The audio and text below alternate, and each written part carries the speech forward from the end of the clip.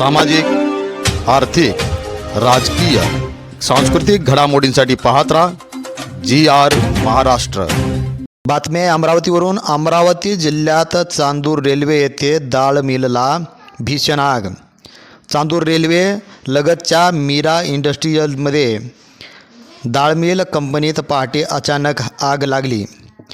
संपूर्ण कारखाना आगीच्या भक्ष्यस्थानी सापडला असून चना, डाळ, बारदाना तसेच महागडी यंत्रसामुग्री जळून खाक झाली।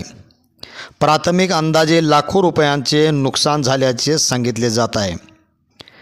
चांदूर रेल्वे, धामणगाव रेल्वे, तिवसा व अमरावती येथून एकूण 5 अग्निशामक वाहने दाखल झाली।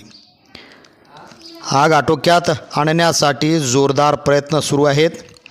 शॉर्ट सर्किटमुळे आग लागल्याची प्राथमिक चर्चा असली तरी नेमके कारण अस्पष्ट आहे।